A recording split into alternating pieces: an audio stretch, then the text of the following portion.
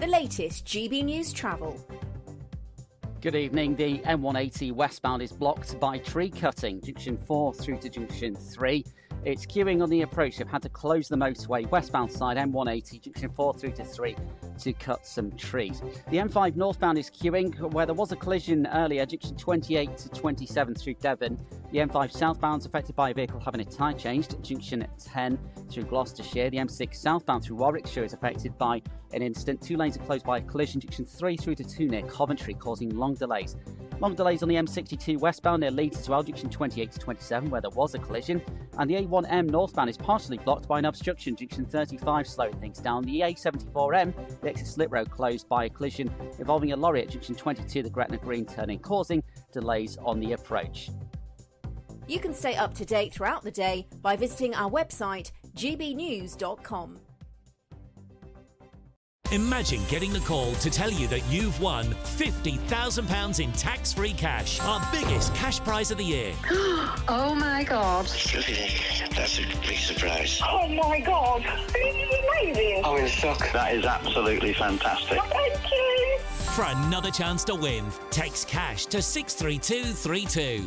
One entry costs £2 plus one standard network rate message. Or text bonus to 63232. 5 entries cost £5 plus one standard network rate message. Go to gbnews.com/win. Entries start from just £2. You can call 0903 681 3232. Calls cost £2 plus your network access charge. Or post your name and number to GB10 PO Box 8690 Derby DE1 9TT. UK only. Entrance must be 18 or over. Lines close at 6 p.m. on the 31st of January. Please check the closing time if listening or watching on demand. Good luck. I'm Christopher Hope. From pop stars to politicians, I'll interview anybody in a pub who's got a political opinion. Join me every Friday on Spotify, Apple Podcasts, YouTube or gbnews.com, or wherever you get your podcasts. This is GB News, the People's Channel. Every Saturday, 10 till 12, we'll bring you all of the news that you need to know. We'll also remind you that there is so much to smile about. It's my favourite time of the week. I get to relax, enjoy some light-hearted stories, and let Ellie teach me about fashion too. That's Saturday Morning Live, every Saturday, 10 till 12. Only on GB News, Britain's news channel. Nightmare commute? Kick it up a gear with GB News Radio. You can listen online and on DAB+, and on the GB News app. We're also on TuneIn and the Radio Player apps. From the school run to rush hour, get revved up with GB News Radio. We are the People's Channel, Britain's news channel.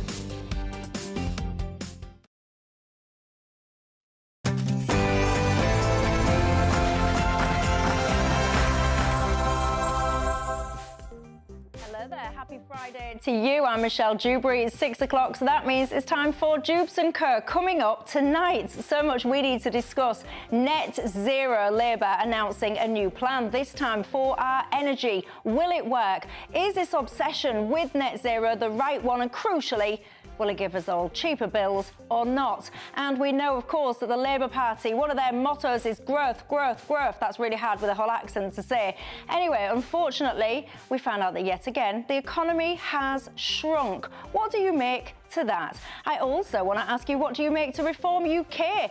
They've had another by-election success. Does it mean anything or not? And over in Jamaica, they're tabling a bill to oust King Charles as their head of state. Will Britain be next ever? Should it be? Some people say yes. What on earth are they thinking? All of that and so much more before 7 o'clock tonight.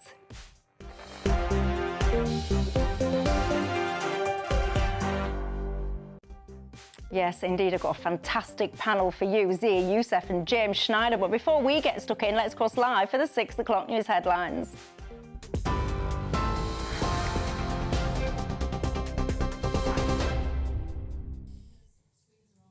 Good evening, I'm Will Hollis with your top stories at 6 o'clock. A wicked predator was caught on CCTV raping and killing an NHS worker, has been jailed for life. Mohammed Lidow attacked mother of 3, Natalie Shotter, while she was passed out in Southall Park, West London. After an Old Bailey trial, Lidow was found guilty of her rape and manslaughter. Richard Marks KC sentenced Liddell to life with a minimum term of 10 years and 8 months. Emmanuel Macron has named centrist veteran Francois Bayrou as France's new Prime Minister. A few moments ago, Bayrou arrived for an official handover ceremony at the Prime Minister's residence. Bayrou replaces Michel Barnier, who resigned last week after right-leaning and leftist lawmakers voted to topple the government, plunging France into its second major political crisis in 6 months. Macron is halfway through his second term as president, and Bayrou will be his 4th prime minister this year. The government has unveiled a Clean Power Action Plan to decarbonise the electricity grid by 2030. Number 10 claims the move will protect households from any future energy spikes, boost growth and tackle the climate crisis. Meanwhile, some government-backed researchers have warned the Secretary of State for Energy and Climate Change, Ed Miliband's plans could actually increase energy bills. Well, earlier, GB News spoke to Energy Minister Michael Shanks. Yes, reforming the planning system to make sure we build things faster than we are at the moment is important, but we're not removing the right of communities to have a voice in that process. What we're saying is at the moment the planning processes often just drown in paperwork for years and years, which doesn't help communities but also doesn't get really essential infrastructure built. Staying with the UK economy shrank for the second month in a row in October as concerns about the budget continue to weigh on confidence. The Office for National Statistics said output fell 0.1% following the 0.1% decline recorded for the previous month. The figures showed zero growth in the powerhouse services sector, with manufacturing and construction declining at a pace of 0.6% and 0.4% respectively. The ONS says activity had stalled or declined, with pubs, restaurants and retail among sectors reporting weak months. Chancellor Rachel Reeves said she was disappointed by the data. And finally, 609 migrants arrived in the UK yesterday after crossing the English Channel, according to figures from the Home Office. The cumulative numbers of arrivals by small boats this year now stands at a provisional total of 34,582. That's nearly 20% higher than the same point last year. The crossings yesterday were the first for 8 days. They also represented the highest daily total since October 18th, when 647 migrants arrived. 9 boats arrived yesterday, which suggests an average of around 68 people per boat. And just coming in, GB News can now exclusively reveal around 150 illegal migrants have arrived in small boats so far today. Those are your latest stories at 6 o'clock. For now, let's get you back to Michelle Dewberry. For the very latest GB News direct to your smartphone, sign up to news alerts by scanning the QR code or go to gbnews.com/alerts.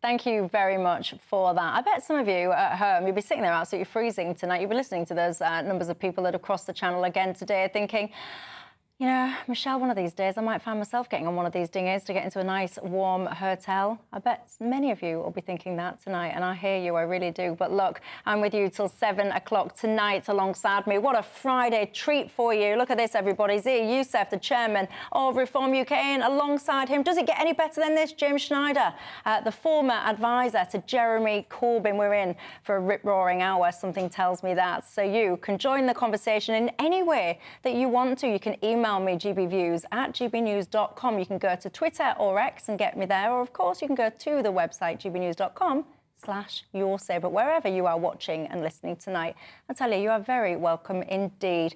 Of course, we're in the era now of huge Labour Party announcements and plans.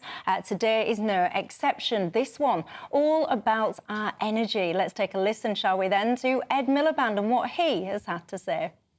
will still be able to voice their concerns about onshore wind projects, but the government is saying something important, which is we need to build this clean energy infrastructure, because if we don't, we're going to remain exposed as a country, and it's the British people who will pay the price. Now, we do want communities to have a say. We do want communities to be able to benefit, to have direct benefit if they host clean energy infrastructure. But the message from government is we've got to build this energy infrastructure for energy security, for good jobs, for lower bills, and indeed to tackle the climate crisis. I can tell you that none of this comes for free, ladies and gents. £40 billion a year until 2030. That's the price tag has been put on this. Of course, you just heard him there saying that bills are going to come down as a result. So many people have already got in touch to say, Michelle, the bills you don't think will actually come down at all. Zia Youssef, where are you on some of this? Well, the obsession with net zero, which one shouldn't forget was legislated and enshrined by a Tory government, has become one of the greatest acts of self-immolation in British history. There is no evidence of a global economy in the world which is growing and thriving, in which energy prices are extremely high. The United Kingdom has the most expensive electricity in the world. It is absolutely catastrophic. GDP itself, we talk about GDP growth and GDP per capita. What is GDP? It is output. Output is energy expended. So the United Kingdom is voluntarily choosing to export its carbon emissions and manufacturing to foreign countries, most of which are far lower environmental standards than the UK. And if you actually look at the numbers, look, we all want to breathe clean air. That's clear. If you look at the numbers, the United Kingdom is less than 1% of global emissions. Climate change clearly is a global problem. Mm-hmm. China, the United States and India combined are 48% of global emissions. China is 30% on its own. Yeah, but a lot of that, Zia, is, as you've just said, the reason that China is so high is because countries like us outsource, as you've just literally said yourself, we outsource our problem, our manufacturing to them, and therefore our emissions. That being the case, being less than 1% of global emissions, that is not the primary reason why China is 30%. Look, China, we destroyed our coal industry.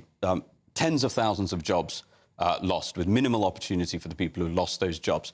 China is commissioning 2 new coal power plants every single week. So this religious obsession with net zero is one of the greatest acts of self-immolation in British history, and it has to stop. Without that, we will never improve British people's living standard. Before I bring James in there, do you think that climate change is a real issue? I do. Are you concerned about it? Yes. How concerned? I think that the evidence, on the balance of probabilities, and looking at the evidence that I've looked at, it does look like mankind is having an impact on the climate. But again, if you actually want to solve the problem, the way we will solve the problem is through thriving economic growth and through British industry being able to innovate alongside companies in the United States to be able to improve things. What we're doing instead, is self-immolating, exporting our carbon emissions to third world countries in order so that people like Ed Miliband can feel good about themselves. James Schneider? The greatest act of self-immolation, unfortunately, is one that we are entirely following, but it's not the one that Zia says, which is the decades, as we've had, of inaction to reduce carbon emissions, which have driven up, as Zia accepts, global temperatures. The last 12 months have been 1.6 degrees above pre-industrial averages. That means at that point, big tipping point events like the melting of the West Antarctic ice sheet, according to scientists, become likely. Now, if one of those things happens, we can kiss goodbye to huge amounts of investment and capital and energy infrastructure and food and lives and livelihood. So the idea that we can't do anything is a nonsense. There's one thing, I'll give a point of agreement, though. One thing I'll agree on. We do need to have much more energy infrastructure to reduce energy costs. We do need to do that. And that's why I half welcome what's come today. It's ambitious. It's trying to greatly increase our energy capacity to the point at which we'll become a net exporter. Now, if you're trying to encourage investment in industry, having cheap and reliable electricity as a major input would be a good place to go if you're going to have a strategic plan. Now, where it probably falls short is firstly, where the money is coming from. It's not public money. When you say it costs 40 billion, that's a sort of mistake in reporting. It would require 40 billion of investment a year. And of course, there needs to be a return on investment a year. And part of the problem with the approach that we've followed, which is the same one the previous government had as this one, in order to ramp up offshore wind, is using a basically private first form of auctioning, which is currently yielding much smaller levels than this would meet. So in order to meet this ambitious thing, which we need, we need the tripling of offshore wind and so on and so forth, not only to act on climate, but our energy security is the most important input, pretty much, in our economy, and one climate breakdown threatens that, and also so does geopolitics. Being less reliant on the global price of natural gas for households and for businesses for energy is a very sensible thing. So some people will agree and disagree with what James was saying, but I also know that viewers at home will be shouting at their screens saying you've got the likes of Donald Trump. His slogan is like drill, baby, drill. We're talking there, James, about energy security, reducing reliance and dependence on foreign oil and gas and energy and all the rest of it. Many people will be shouting at the screen. We have reserves under our feet in this country. They will be shouting at their screens. Why aren't we proactively following the likes of a Donald Trump kind of strategy and using that if we're so desperate to avoid relying on other people? America tapping into its shale reserves has been absolutely transformational on a geopolitical scale, in terms of American national security and energy security. We should be doing exactly the same. We need nuclear. We should be fracking where it is safe to do so. And look, renewables have a role to play in our future in terms of energy. The point being is that all of these renewables are being subsidised by hard-working British people. We have the most expensive energy and electricity in the world. People are struggling to pay their bills at the end of the month. Successive British governments, including and especially the Conservative government, have voluntarily chosen to make British people poorer, to make hard-working, particularly working-class British people poorer and make them struggle in order that they can enjoy their champagne at parties in central London and make themselves feel good. There is absolutely no sense to what Britain is doing. Again, I reiterate the numbers. China is 30% of global emissions and is commissioning 2 new coal power plants every week that are bigger than anything we've ever had in our history. We shut all of ours down, and we have clowns like Ed Miliband currently in charge of the grid that mean our power price is only going to go higher. Obviously, Ed Miliband would say he's not a clown. Go on, James. So, just to answer your question, why we shouldn't do that, because it wouldn't be our resources. At the moment, all of our energy resources, or most of our energy resources, are owned by companies which sell onto a global market. So the price at which it's not like we could use our oil in order to reduce our costs here. It all gets sold onto a global market. Now, the question of bills are a political choice. You know, the levels of bills are set by a regulator. There's a cap. We could decide for them to be lower and move the money from elsewhere, or we could decide for them to be higher. Now, I think, and I hope you'd agree, that we should have lower bills. But the question there is, how do you pay for that? Well, how do you pay for it? £300, wasn't it? That was the promised savings in your bill. That was what the Labour Party were promising pre-election. Do you sit there today feeling, yes, I feel that that's achievable? I'm scanning my inbox as I speak. Pretty much every single person that's getting in touch doesn't actually believe that the bills are going to come down anytime soon at all. If you do actually share the vision that you feel that you are on track to get the cheaper bills, and that's something that excites and delights you, get in touch, because I'd like to hear from that perspective as well. But look, another Labour Party strategy all about growth. Super important, but it's not going so well because we're seeing yet again more shrinkage in the economy. Let's discuss after the break.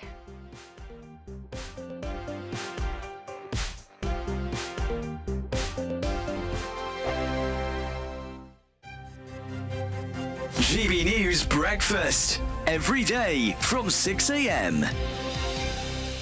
Following the summer riots and the resurgence of far-right ideologies, the former Education Secretary told peers that reinforcing shared values is now more crucial than ever. So we're asking this morning, should we teach British values or would it be a step backward? Or how do you even start? To debate this now, we're joined by the Campaign for Real Education chairman, Chris McGovern, and political commentator Matthew Stadlen. Well, I think these days, particularly in schools, it's quite fashionable to look at the negative sides of Britain's identity, particularly British history. Personally, I think I'm very proud of being British, and I think we need to be proud of our country like most other countries around the world are. As Chris says, Matthew, lots of other countries do it. Heck, you only have to look at the United States, don't you, to see how sort of patriotic they are. Is there anything wrong in trying to instil a bit of that amongst our youth?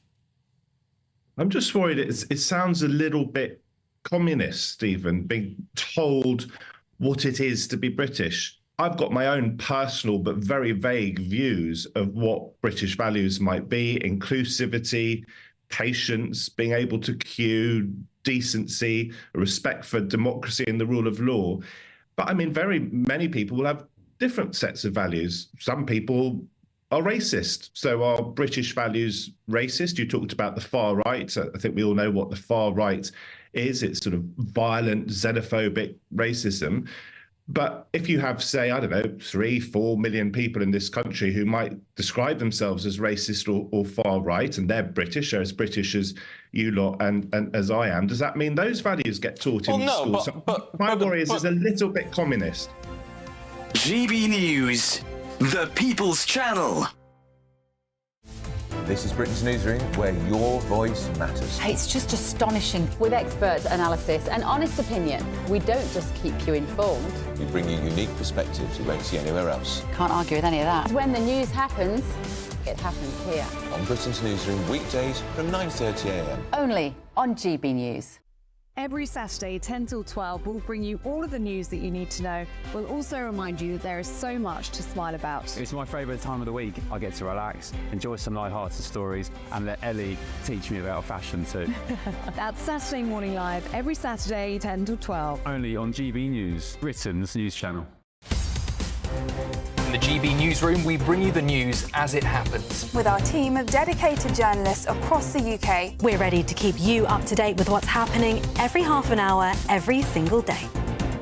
Bulletins here on GB News, the People's Channel, Britain's news channel.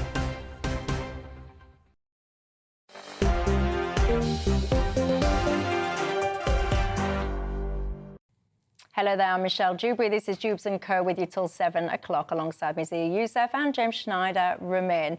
Lots of you getting in touch with me at the moment. Not much optimism on that previous topic that your bills are indeed going to come down. Jude, you're a harsh person. You're saying, Michelle, the coal industry destroyed itself by holding the country to ransom during the 1970s. Cool, blimey, you'll spark a response with that one, Jude. Terence, you say, Michelle, this is all well and good, isn't it? But when the wind stops blowing and the sun stops shining, what on earth do we do then? That is $1 million question, and it's been asked a lot at the moment. Richard says, Michelle, the trick here is nuclear. We don't seem to be doing enough of that. And John says, Michelle, it's very simple. Dig our own coal, frack our own gas, drill and refine our own oil, and we wouldn't even need to bother about anything else. There you go, John. You should put yourself forward to be the next energy secretary. You might have a good chance. You never know. But look, lots more we need to talk about this evening because, of course, the Labour Party have been focusing a lot on growth. I have to say, though, many people are saying that the UK is essentially on recession watch. It didn't go well. The economy is shrinking. It's down by 0.1% in October. These are the ONS figures. Let's listen to Rachel Reeves and what she has to say. But it's not possible to turn around more than a decade of poor economic growth and stagnant living standards in just a few months. But you'll see from the plans we've been announcing, whether that is the energy reforms we've published today, the reforms to build 1.5 million homes that we published yesterday, the pensions reforms, the creation of a national wealth fund, this government are getting on with the job in improving economic growth and driving up living standards. You can tell it's Friday because that entire time I was supposedly listening to Rachel Reeves there, the only thing I could hear in my own head, and I had to stop myself singing it out loud, is, you know that song, and I do apologise for my awful singing voice, but you know that song that goes, give me just a little more time? Do you know that song? Do you know what I mean? That's the only thing that I could hear. More time, more time, more time. That is what the Labour Party need. Is that going to fix things? Listen to Mel Stride, his view. And what this shows is that this government's constant talking down of the UK economy is coming through in these numbers. Zia Youssef, your thoughts? I don't think the biggest factor is talking down the British economy. I think the fact is that one could spend a century scouring the United Kingdom and struggle to find somebody less suited to be Chancellor of the Exchequer than Rachel Reeves. Harsh. We have somebody whose first act, don't you know? Somebody whose her first budget put a tax on jobs, increased the employer's national insurance contribution, wouldn't even acknowledge that that would have an impact economically. When we talk to people who run hospitality businesses, for example, I spoke to one just a few weeks ago, who said that the increase in national insurance to the employer had added £200,000 to his wage bill, which tips him over the edge in terms of having to put his business, sadly, into insolvency, which means that everybody was going to then lose their job. This is part of the problem when you have, or a symptom of the fact that you have a Labour cabinet, almost none of whom have ever had serious jobs where they were responsible for second and third order effects, let alone run companies. And so we have a Labour government who are willing to increase taxes on jobs, absolutely no understanding of systems nor second and third order effects, who are obsessed with net zero and also have no understanding of supply and demand. You had Keir Starmer this week tweeting out that they were incredibly proud of their target of 1.5 million new homes during the period of this government. Now, by the way, that would be better than any government has ever done. Even if they were to hit that target, by their own numbers, they're importing 2.5 million net new people this year. How is that going to help people get onto the housing ladder? What you need is a surplus of new homes relative to population growth. We have the opposite. No optimism coming from there, then, when it comes to Rachel Reeves. Are you feeling slightly more optimistic about it, James? I'm afraid I'm not, because the problem with just wanging on about growth is unless you can find that magic button that they've hidden somewhere in the Treasury that says growth and just work out how you can just hit it, you actually need to have some policies and some plan to do so. And the reason why they've been talking about growth, and it's a kind of traditional right wing of the Labour Party thing to do, is to avoid talking about redistribution. Because if you say the economy is growing, therefore we don't need to talk about taxing the rich or looking at multinationals. James, the rich pay a fortune. How much more do you want people to pay? And how much more do you think people will withstand paying before they say, do you know what, no thanks, I'm off? So, for example, let's say you have more than £10 million in assets in the UK. I think you could easily pay substantially more. And you know what? Those assets are here. You can't just up and leave. You can't pick up houses. You can't pick up factories. You can't pick up banks. You can't pick up our mortgages. You can sell houses and you can sell businesses and you can sell equity stakes. Yeah, but they're still here. The business is still here. The house is still here. You know, if someone sells a house, someone else can buy the house. It's still here. Fine, you've liquidated and gone abroad. The actual assets remain here. So the reason why they've done this is to avoid anything which looks like it's going to challenge the people who have most of the wealth and power in society. And there isn't a plan for growth. There really isn't. The only thing that they have that could touch the sides at all is the energy investment stuff, and it's got big holes in it, like the thing I was mentioning about how they're doing the auctioning. So no, I'm not confident that that we're going to have growth. We basically have continuity policies that we had from the previous government, which, barring some magical thing, some black swan event in a positive way that we haven't foreseen, you're not going to suddenly have lots of growth, at least not caused by the policies that we have. There's so much I want to say back to that, but I want you to have the chance to respond because you're a successful businessman in your own right.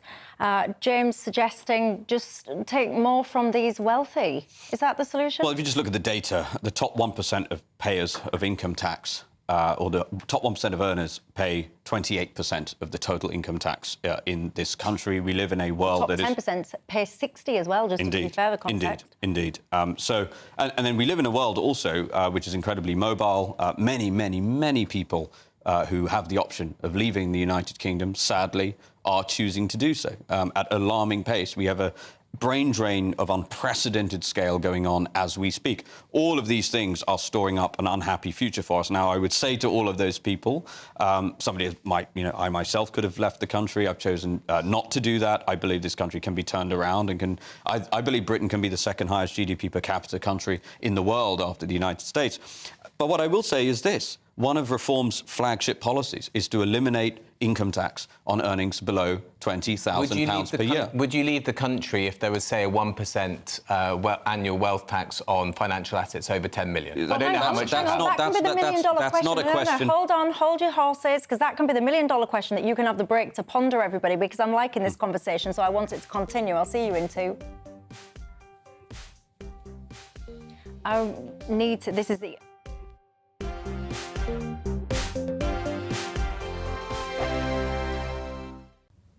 Evening. Welcome to your latest Met Office weather update here on GB News. If you feel like you've not seen the sun all week, brighter skies for many tomorrow. We should see a little bit of blue sky. The sky's likely to be back to grey by Sunday, however, but then it will be milder. We do have a weather front tracking south. That is trying to push away all the cloud, and it's doing so across Scotland and Northern Ireland tonight.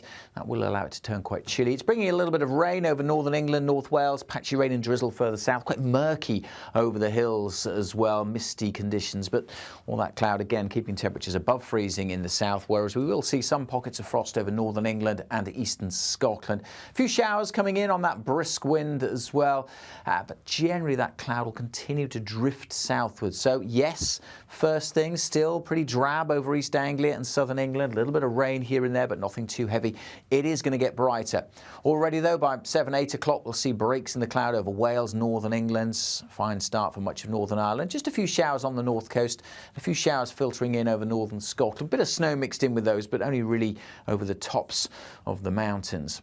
And then as we go through the day, as I say, many places will see sunny spells. The showers actually tending to fade over North Wales and western Scotland, and the cloud finally breaking up across East Anglia in the southeast. So yes, you should see a bit of sunshine here after what's been a very gloomy week. Meanwhile, it will then turn cloudy and soggy across the far northwest with a breeze picking up here. Temperature-wise, single digits, so still a chilly feel, but with a bit of sunshine. That makes such a difference, and it's certainly looking milder on Sunday. The cloud is back. A grey day for many. Rain and drizzle over hills and around coasts in the west, and it could turn very wet across northwest Scotland by the end of Sunday. Also quite windy here on Sunday, and some gusty winds over northern England too, so be aware of that. But despite the wind and the cloud, it will be a lot milder on Sunday. The latest GB News travel. I'm Nick Arkell. Traffic on the M180 is having to divert. The westbound side is blocked by tree cutting. Junction 4 through to 3, it's queuing on the approach.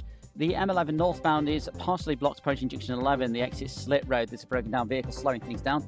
M11 southbound, but elsewhere through Essex, it's queuing with a collision, closing a lane, Junction 9 through to Junction 8. The M5 southbound, there's a vehicle having a tyre change, Junction 10, causing delays. M5 northbound through Devon, a broken down vehicle causing a queue, a lane closure, Junction 28 to 27. And the M6 southbound near Coventry is affected by a collision, Junction 3 through to 2.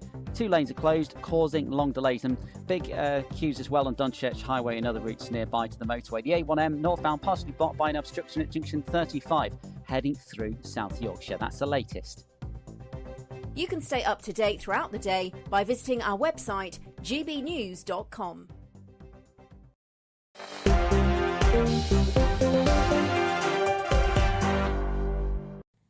Hello there, I'm Michelle Dewberry. This is Dewbs & Co, and we're with you till 7 o'clock tonight. I don't know what's going on behind my head, ladies and gents, but it looks very exotic, whatever and wherever it is.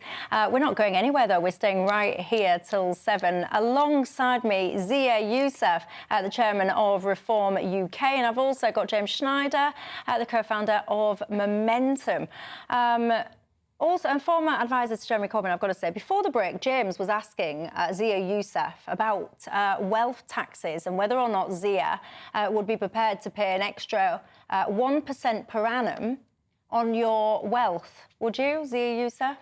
Well, the question is whether I would leave the country if such a tax was implemented, and the answer is no, because I love this country and I'm not leaving it. But that is not a relevant question when you are creating public policy, asking one particular individual. What matters is how would the general populace of wealth creators and people in that category behave? And there is an abundance of evidence that we now live in a world in which people are incredibly mobile. But I want to come back to the point here that what this country needs is to reduce public spending. One of the things it is addicted to, we have huge amounts of money being spent. One of the biggest proportions of national expenditure is, for example, long-term disability benefit. Now, many of those people need to remain on that, but there are many people we speak to who feel trapped on benefits because when they start working more than 16 hours a week, if they are on those benefits, their marginal rate of tax is over 100%. So what we need to do is incentivize the people who want to work.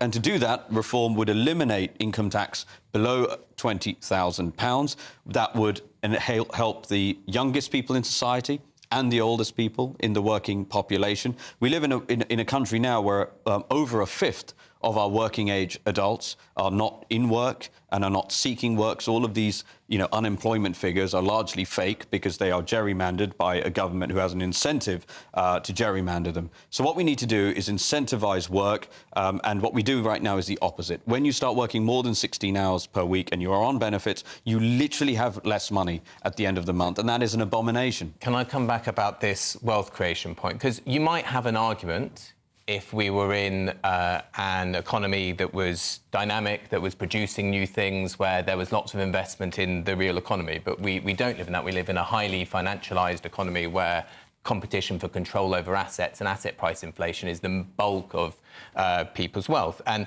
in that context, growing wealth means that ordinary people, me and the people at home, are going to own fewer assets. Let's take, it's not an original observation, but let's take Rishi Sunak, for example. He's got a net worth of, I think, £650 million. Right? Let's say he's not doing very well. He's only making 3% a year on that. So he's got, 20 million-ish pounds a year in passive income. He hasn't done anything. He's just got 20 million pounds more a year. Let's say he's really flashy. He spends £1 million himself. He's got 19 million pounds. What's he doing? Whatever he wants to do. It's his money. What's it got to do with you? This is what, I mean, you're a bit politer than me, Zia, but I pondered this wealth tax over the break as well. If you asked me that exact same question that you asked Zia, I would say to you, absolutely no way, Jose, would I personally pay any more tax. This whole argument when it comes to socialism and all the rest of it, what people actually fail to realise, or they do realise and they don't care, is when people create wealth for themselves, when, let's just say, they buy something that appreciates in value, those things also have an opportunity and a risk that they could depreciate in value as well if you invest in something or whatever, and you gain income, whether it's your dividends or whatever it is. There's an element of risk from that. You're taking capital that you've already been taxed on, buying something with it, and the state of this country, when it comes to public spending, James, we waste so much money. I just think it really matters. I just contribute more when it's in the state I'm asking multi-millionaires, and not only how do people become multi-millionaires? And not generally through inheriting the money. Not only should they pay, but just wait. This is the actually important point, because the actual important point isn't about the millionaires. It's about ordinary people.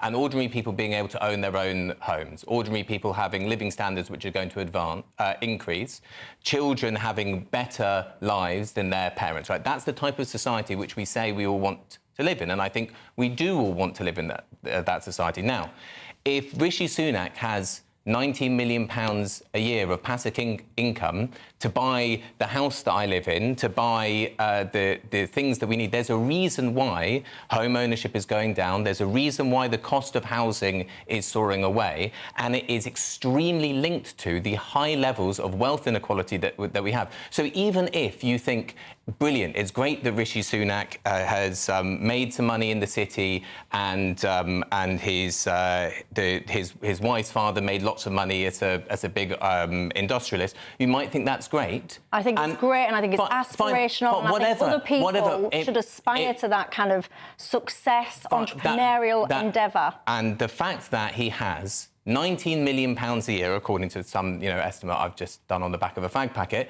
in order to buy people's homes is not a good thing. Do you think the fact that 2.5 million net new people have arrived in the country over the last 3 years and we only built 600,000 new homes, do you think that's impacted house prices at all? I'm sure it has. So would you advocate cutting migration to zero? You've talked about housing, and I care deeply about housing. We live in a country now where over a third of our young adults aged 20 to 34 still live at home with their parents. Over 40% of young adults in that same category believe they have no chance of ever owning a home. So it's no surprise that they're no fans of capitalism when they're completely locked out of the system. So we have to make them feel like they have hope, and we have to bring house prices relative to salaries to an affordable level. You've talked a lot about housing. Are you willing to cut net migration to zero for a period of time so that we can normalise markets like housing that are totally out of control? So I would say that there are three causes to the reason why house prices and wages have completely decoupled. Housing is incredibly unaffordable, insanely unaffordable. The largest issue, I would say, is the destruction of social housing, the not building of social housing, the ending of having any controls on rents, because housing, in effect, landlords can charge a monopoly rent or near enough. The second is the phenomenon the that... idea you can bring rents down by legislating that rent should be low which has been demonstrated time and time again. No, it hasn't. It's been demonstrated time and time again that works. Not at all. But the second is the phenomenon I was just talking about how we have extreme wealth inequality, and housing has been hyper-financialised so that it's become more of an asset for some people, a financial asset than to own. Then I would say the third element is demand, which house building and how houses are built is one factor. Birth rate and net migration are all factors. So I would say I would take it in the appropriate level of where it is, and so any policy I was deciding would take it at the appropriate amount at which it has impacted those things. Well, four times as many net new people have arrived in the last 3 years than new homes were built. And to the point about rent controls, in Argentina, Milei eliminated rent controls and rents have fallen 30% in that time. Right, you cannot legislate. Otherwise, we may as well live in a world. This sort of argument, take it to its logical. I think poverty has tripled over 55%. Take it to its logical conclusion. Why don't you just legislate? Why don't we just pass legislation to make everybody a millionaire? The reality is supply and demand. Well, I would argue that's taking almost all of your arguments to their logical conclusion. No, it's not. You have to understand supply and demand. If you want rents to come down, you have to stop demonising landlords and driving them away. The housing stock available to rent, look at how many landlords there are in this country. It's coming down all of the time. Landlords are selling up in their droves because you have people like Angela Rayner attacking all of the time, legislating against them. That reduces the supply of properties. That reduces the supply of properties to rent. That increases rents for everybody. And that is a big reason why young people cannot afford to move out of their parents' home. That's just not based on... In fact, the number of people that are landlords has increased, which, in my view, is not a good thing, and it's correlated to the collapse in social housing provision. But let's go to your supply and demand thing, because I think it's important on housing, particularly on rent, because housing is not a commodity like most other commodities. You can produce loads of them all of the time. If I don't like the price of that mug, I can walk across the street and buy another mug at a cheaper price. You can't just walk out of your home and rent another one exactly the same across the street. So that gives landlords close to monopoly pricing. So that is a market failure. The reason why you bring in controls on rents is in order to reduce... Doesn't make any sense. Have you ever gone and looked to rent a property and the agent said there's only one property available, I'm afraid it's a monopolistic market, there are no alternatives? Have you... I know that you probably haven't rented a house for quite some time, but that isn't how it works, and also you don't have huge choice at affordable prices. The average level of rent is in London now is, I think, £2,200 a month. This is my point exactly. Right? This is my point exactly, because landlords are being driven away. No, it's not because they're being driven away. It's because they're allowed to charge monopoly prices. So if the available property to rent in London, do you think it's gone up over the last 10 years or down? I can tell you it has gone down significantly, which is one of the biggest reasons. And there's one there's one very large policy for that, which is right to buy and stopping building social housing. These were all homes which had not only housed by the end of the late 70s about a third of the British population at a controlled rent, at a lower rent, which is firstly housing for a third of people, secondly puts downward pressure on rental prices in the private rent sector, also means that people can afford to save so that they are able to buy their own home earlier in life. The average percentage of people who owned the house was higher, the average level that was mortgaged was lower, and so on and so forth. These are the main things, and government can intervene to do these. If you just hand everything over to bankers and developers, we're going to continue living in bankers and developers' world. What do you think to this? Bill on Twitter says, Michelle, in my opinion, home ownership is a millstone around UK citizens' lives. Nationalising housing, he says, is the answer. He says, go and have a look at how things work in Finland. One of my other viewers says, the thing with socialists, they just love spending other people's money, and what happens when said money runs out? Well, you guys will have strong opinions on what you've just been hearing. You'll agree and disagree, and that's how we like it. Coming up after the break, I'll tell you what I like. Dewberry Tavern, it's time for that to open. Thank goodness. We've got lots that we need to discuss as well. Don't go anywhere, and I'll see you in 2.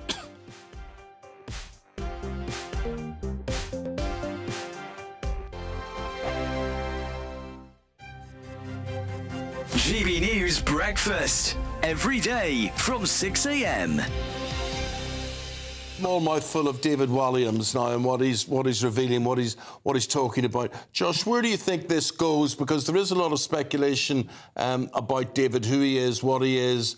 Where do you think this takes us now? Oh, I think he's an absolute sweetheart. I mean, it was such a joy to spend as much time with him as I did. And the where it takes us is simply that I think we're growing out of, I suppose, the fairly infantile idea that we might have had about gender and sexuality, especially over the past sort of 5 to 10 to 15 years, where the culture wars have gotten so hot that it's become very, very difficult to talk about any of these issues sensibly without feeling like you're going to get pilloried or attacked from either side. And so Uncomfortable Conversations is a show where we try to have those conversations sort of heedless of treading on eggshells or triggering. And do you think, Josh, that these conversations will become less uncomfortable when you get people like Walliams talking about it and who he is and where he's going, and therefore more acceptable for other people to open up and say, I don't know who I am or what I am, but I know I'm different? That would be my hope. Look, I'm married to a guy, so I have sort of bona fides on the gay card, and I always felt that it was somewhat of a caricature the way the gay community or lobby, so to speak, insisted on a certain way of talking, a certain way of dressing, a certain way of voting, a certain way of dancing, that you can only be a good gay if you're wearing arseless chaps and straddling a giant inflatable penis while you're going down Oxford Street during Gay Pride. You know, like, I always thought, can't we have a very big tent? And I think what David is doing here is being honest, being upfront, saying it doesn't mean I have to join a team, it doesn't mean I'm any different from the person you knew. GB News, the People's Channel. Good Afternoon Britain isn't just about us. The wonderful thing about this programme is it's about everyone watching. It's an interactive programme. Well, there absolutely is something to see here, and we're going to be talking about it more. Whether it's breaking royal news, Will, please bring us up to date. or indeed a particularly punchy speech in the House of Commons. Very, very curious. We bring it to you live, and then we bring you live reaction as well. That's Good Afternoon Britain, weekdays from midday. Only on GB News, the People's Channel, Britain's news channel. Join me, Camilla Tominey, for a frank and honest discussion with those in power that cuts through the spin and gets to the heart of the issues shaping our nation. You haven't confirmed that you want to stand as leader, but you haven't ruled it out either. This report basically says that he's not fit to stand trial. Is he indecisive? Incompetent? I deliver the dose of reality Westminster needs. That's the Camilla Tominey Show at 9:30 every Sunday on GB News, the People's Channel, Britain's news channel.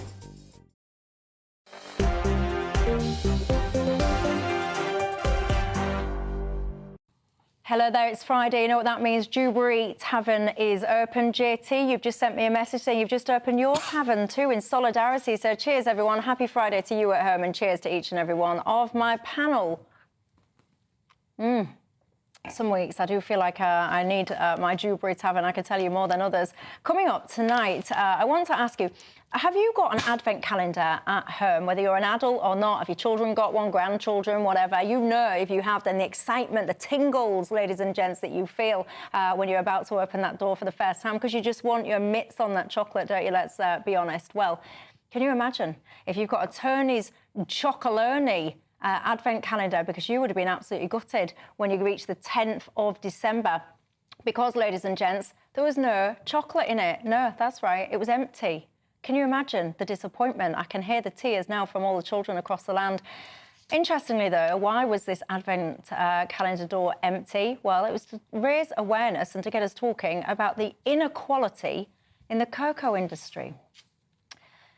Is there anything in life anymore that is not within the grips of some weird virtue signalling nonsense here? Anything now that can just be without finding an opportunity or a reason to try and lecture us?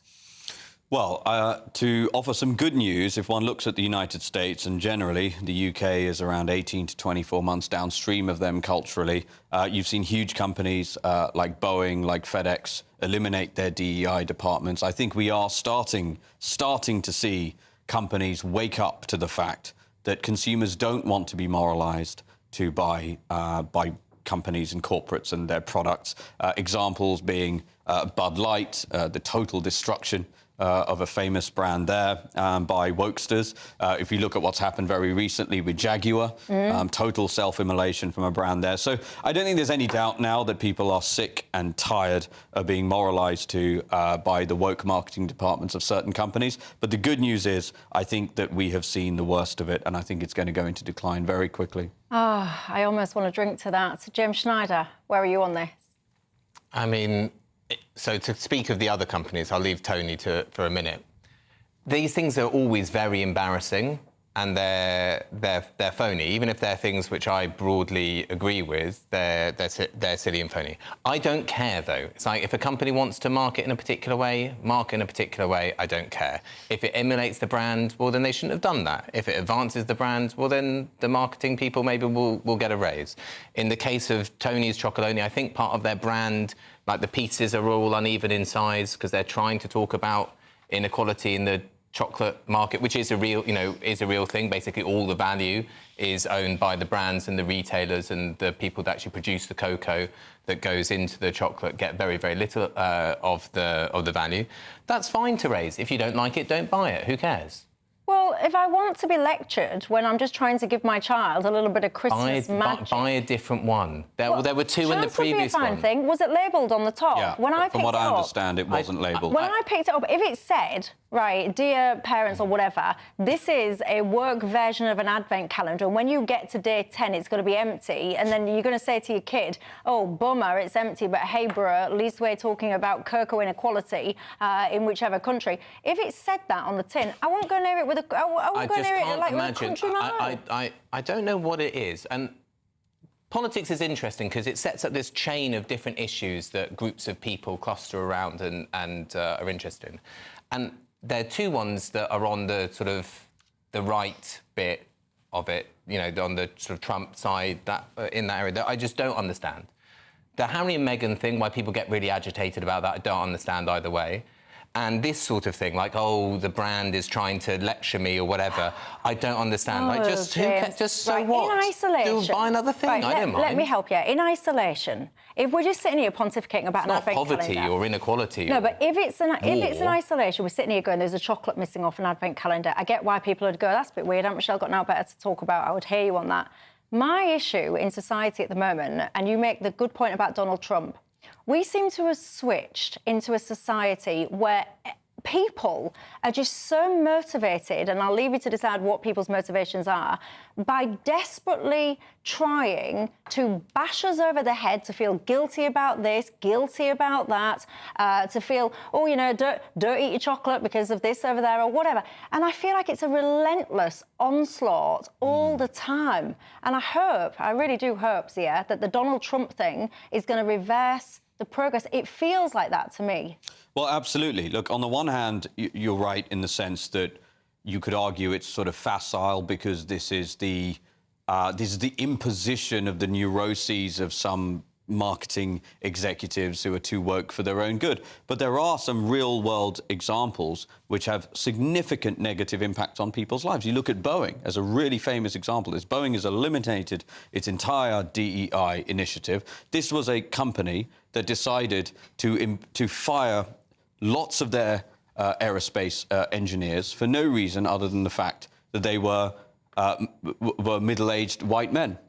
And those DEI programs reduced the quality in the end of the engineers building the planes, and that has cost lives in the end. Yeah, so I don't think that's got anything to do with chocolate advent calendars. It's all part of the same. Well, I would say it has, yeah. It's all part of the same mentality. And now, if Boeing, it is absolutely worse, but it's part of the same mentality of wanting to moralise from corporate boardrooms, totally immune to the consequences of their actions. And you're right in the sense, as I said, many of these things, like this chocolate thing, is clearly just the externalisation of the neuroses of a few too woke marketing executives. But something like it might Boeing, be very clever. Boeing this could is be a their great brand. example. Maybe they're of selling a more tragedy. chocolates because we're talking about it for so long. Maybe their clever marketing department are clipping this up right now and they're using it in their TikToks and it's going to sell more chocolate.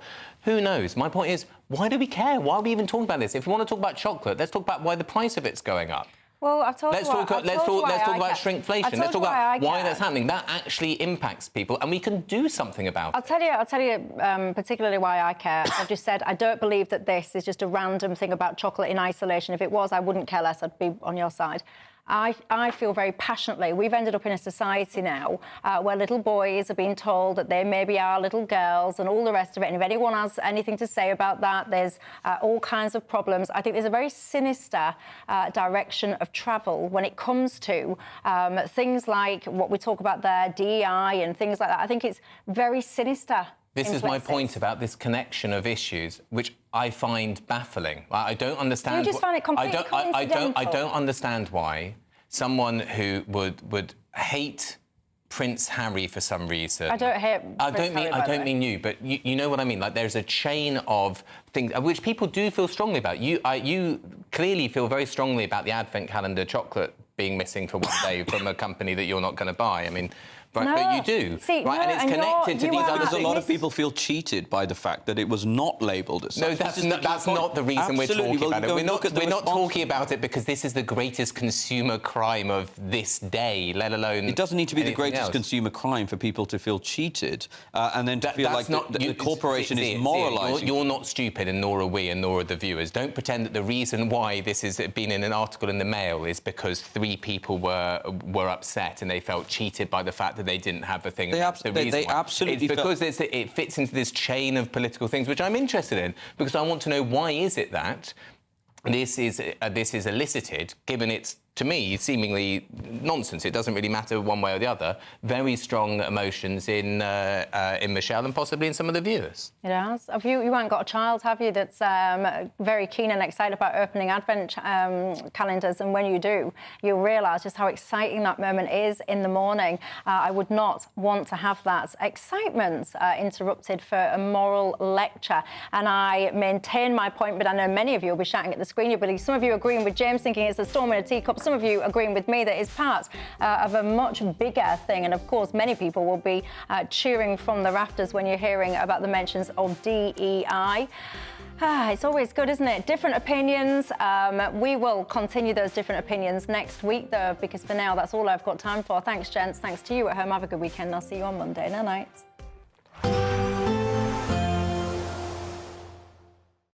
We'll see a cold snap, which will quickly develop into a warm front. Boxed Boiler Repairs, sponsors of weather on GB News. Evening, welcome to your latest Met Office weather update here on GB News. If you feel like you've not seen the sun all week, brighter skies for many tomorrow. We should see a little bit of blue sky. The sky's likely to be back to grey by Sunday, however.